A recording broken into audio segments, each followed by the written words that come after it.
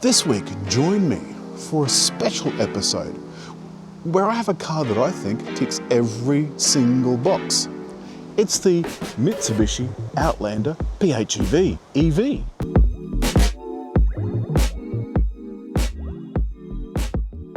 There's a few things that you need to know about this Mitsubishi Outlander PHEV. They call it an EV because it is an EV. It doesn't have a transmission. It's got a 20 kilowatt hour battery or thereabouts.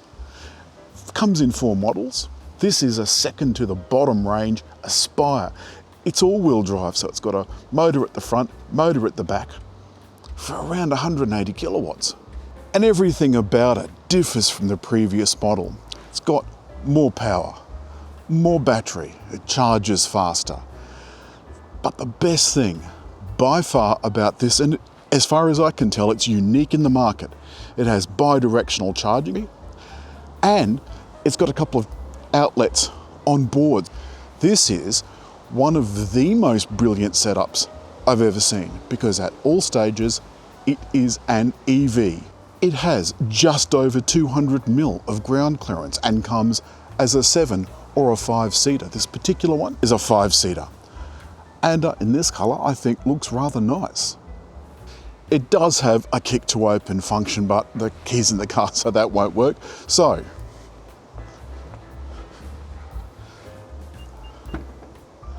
up it goes. And you can push this to any height you like, press and hold the button, and it'll remember what height you want it to go to. Under the floor, there's 2 cables in here, so it is a bit of a faff. But you've got one for the DC charging out in public and one that you can plug in to your 3-point point at home. Here's one of the 240 outlets I told you about, up to 1500 watts of 240 volt current. You can see that there is quite a lot of space back here, and you can lower the back seats using these tabs on either side. Getting into the back is ridiculously easy. This is a little low, but you don't have to stoop to get into it. And the best thing is, look at the amount of legroom. It's comfortable and there's a really nice seating position. I've been driving this around for a week. I've enjoyed every minute of it. Most of it was in EV mode around town. I've now used up all the battery, so it's now just operating like a normal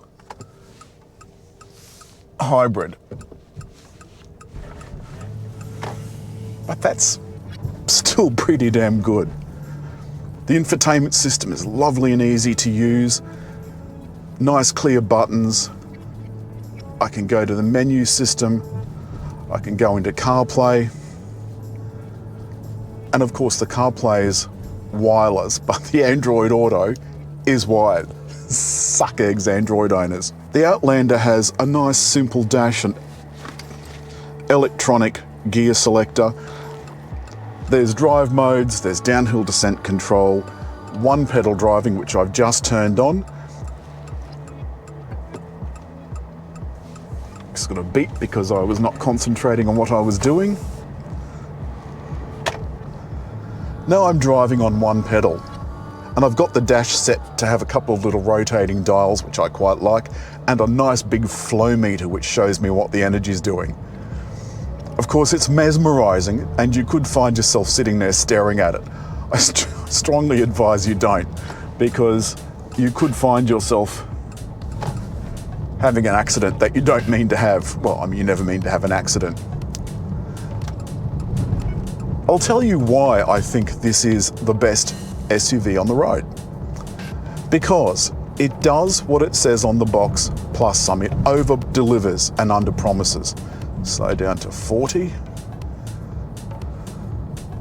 It's got traffic sign recognition and all of the ADAS features, blind spot monitor and so forth. But the lane control feels like it's by braking.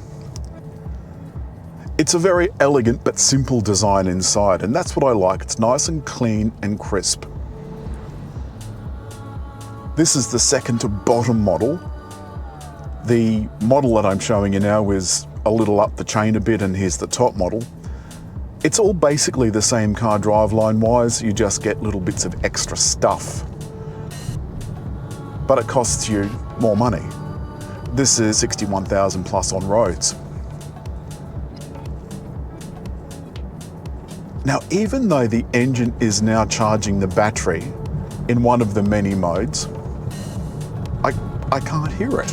And I suppose that's because the engine isn't much above idle. When you've managed to charge it overnight, or at a DC fast charger or whatever, you can drive for 60 to 65 kilometers on pure EV energy alone. On the highway, once you get to a certain speed and the wheels match the electric motor spin, a little electric control comes across on the transaxle and the engine can drive the front wheels. I mean, who knew? Everything you see and touch is nice and soft, except this little part of the door here, which I noticed is a bit scratchy, but there's a lovely soft panel where your elbow would normally go. So you've got a car with just over 200 mil of ground clearance. I think it's about 203 for the Aspire. The 20 and some change kilowatt hour battery would run a campsite for ages. And it'll run, as I said, the car for 60 to 65 kilometers. There's a plug in the back of the center console, and there's another plug in the stowage compartment. And once you press that 1500 watt button down here on the dashboard, it'll power those outlets without the accessories having to be on. It's just fabulous. Now the thing is, they did that, I guess. Can you hear it? It's going woo, woo, woo, woo, which it does below a certain speed to warn punters if it's in EV mode. Hear it? Maybe not.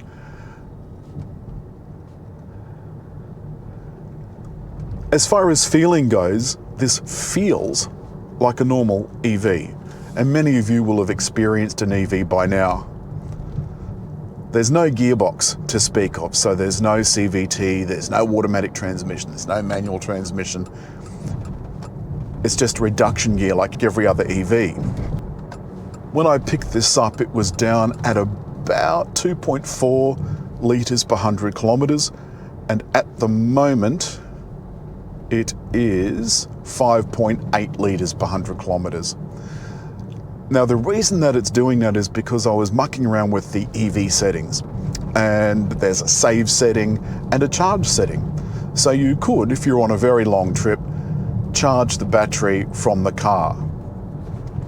So when you arrived at your campsite, you had a lovely full battery. Defeats the purpose of having a plug-in EV, I know, but what it does mean is that you decide how you want your battery to be used. This car has bidirectional charging, so not only can you power a laptop or run a small campsite, and you can run anything up to 1500 watts, as I said, you can have this connected with the right infrastructure, and at the moment that's only available in South Australia. The ACT trial has finished. It will send power back to the grid, it will power your house, it can power the car, and you decide how the power is used. So in other words, it can earn you money. Now the big thing about cars at the moment is that 95% of the time they sit around doing nothing. Nothing whatsoever. And that's costing you money. Instead, it could be sitting in your garage earning you money. So let's just have a quick recap. I've got a head-up display, a 12 point something inch, 12.2, I'm guessing 12.5 inch driver's display. I've got about a 9-inch center screen.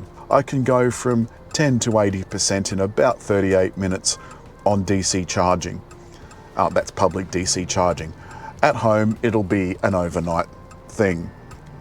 I can go anywhere. I've got all-wheel drive. I've got twin motors. Plus I've got a petrol engine. I don't have any transmission to worry about, so that dreaded CVT is not going to be on my radar. That's all this week from Mitsubishi's Outlander PHEV EV. As always, hit like, leave a comment, and just over there to subscribe.